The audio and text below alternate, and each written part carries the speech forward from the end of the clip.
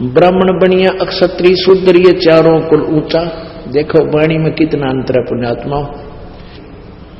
ब्राह्मण बनिया, अक्षत्रिय, शूद्र, वैश्य कहो चाहे बनिया कहो, ये चारों कुल ऊंचा। अभी नकलिया नदनियों का रखा शूद्र वर्ण तो जो है ना ये नीचा कुल है, शूद्र नहीं।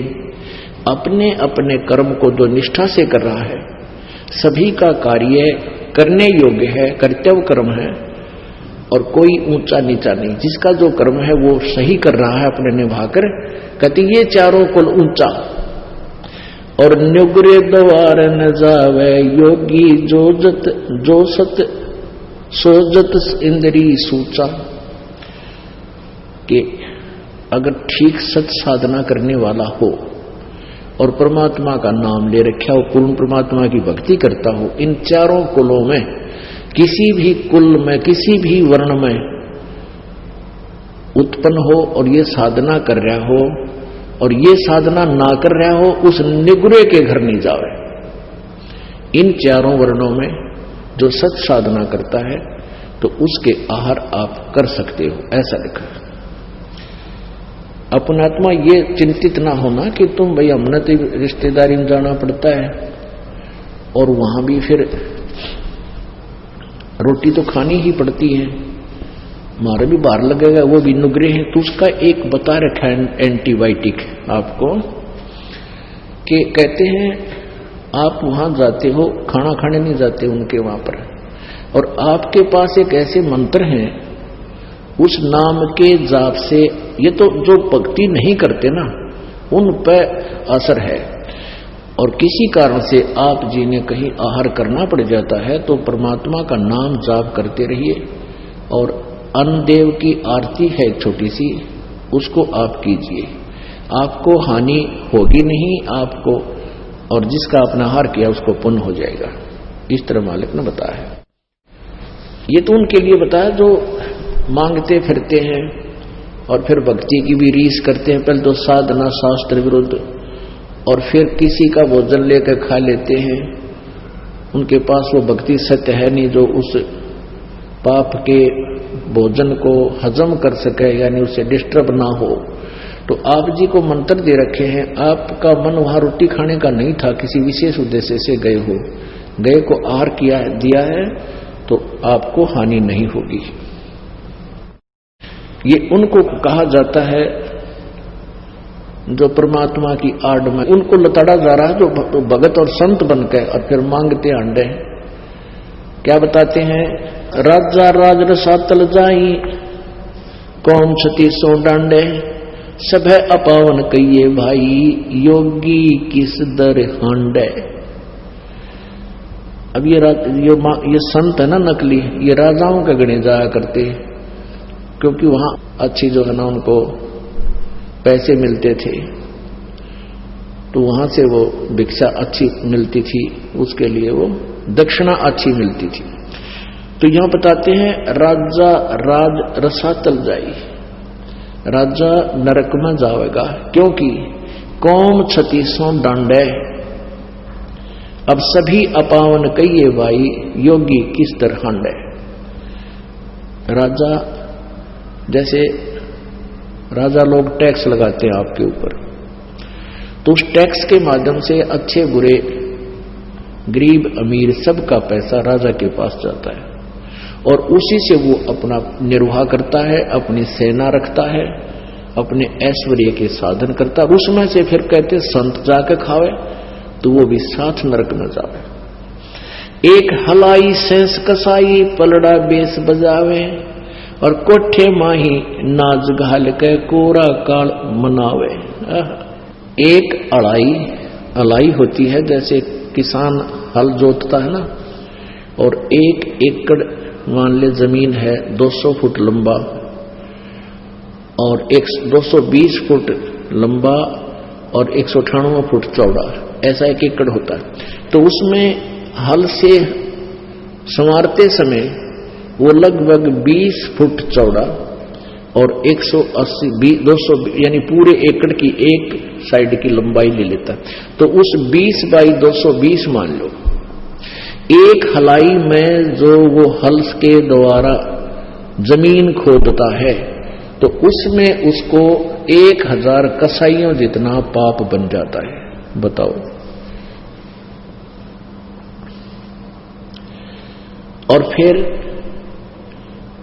फिर कहां जाता है वो, क्या करता है उस पैसे, जैसे घन अन्न हो गया किसान का, फिर वो बेच का होगा बनिया का, बनिए का बेचता है तो बनिया के सोचा है उस अनाज को अपने कोठे में अपने सटोर में रख लेता है और फिर न सोचा ये भगवान इनका काल पड़ जा और तेरा गेहूं महंगा बिक गया। वो पाप का भागी, कितनी दुष्ट सोच हो जाती है उस बिजनेसमैन की। तो कहते हैं 1 अढ़ाई सेंस कसाई, मान लीजिए तो किसान के घर भोजन खाना चाहता है तो उसके ऊपर इतना भार बन जाता है। अपने आत्माओं, ये अध्यात्म ज्ञान है, ये तत्व ज्ञान है। इस तत्व ज्ञान को समझने के लिए आपको धैर्य रखना पड़ेगा, डगमग नहीं होना, घबराना नहीं।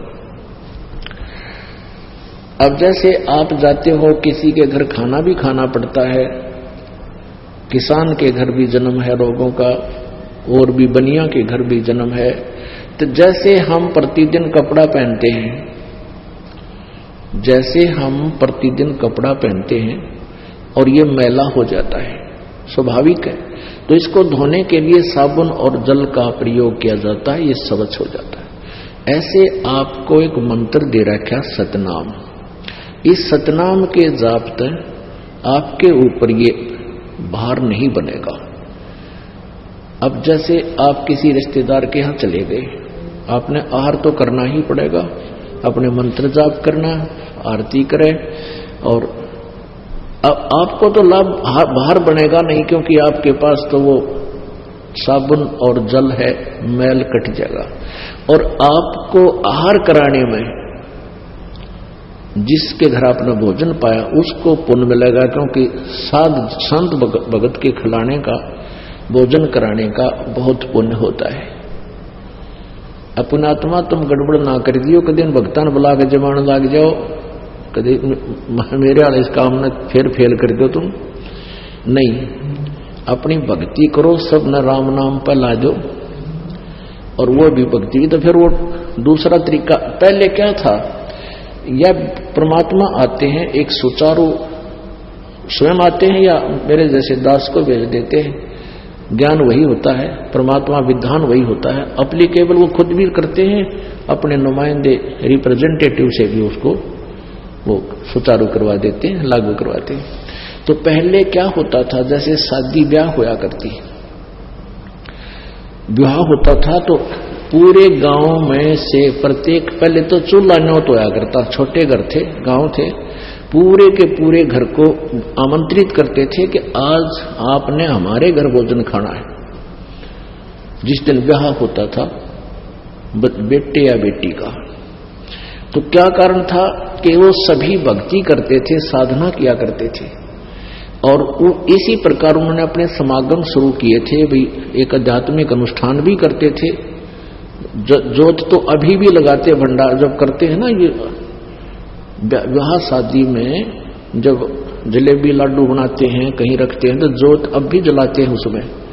तो अब तो वह लकीर पीट रहे हैं, और आज तुम्हारा खाका ये मैं तुमने बोला, मैं तुम्हारे खाका आया था, इसलिए वो एक परंपरा बनी। पहले ये उद्देश्य था कि सभी भक्ति करते थे और भक्तों को अपने घर पर बुला के आहार कराया करते थे।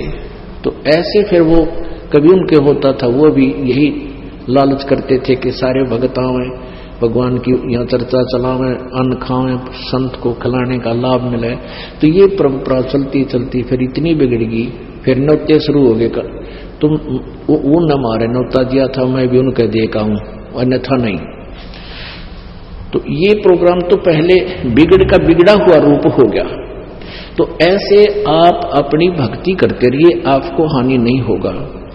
जैसे ये दास आपको मना करता है कि जो कोई धार्मिक अनुष्ठान करते हैं, आन उपासना करने वाले, वहां आपको नहीं जाना चाहिए, उस दिन आहार नहीं करना चाहिए वहां पर। क्योंकि उस दिन वहां जाने में आपका सहयोग होगा उस शास्त्र विरुद्ध साधना में। गीता जी अध्याय नंबर 16 के श्लोक नंबर 23 में कहा कि शास्त्र विधि को त्याग कर जो मनमाना आचरण करते हैं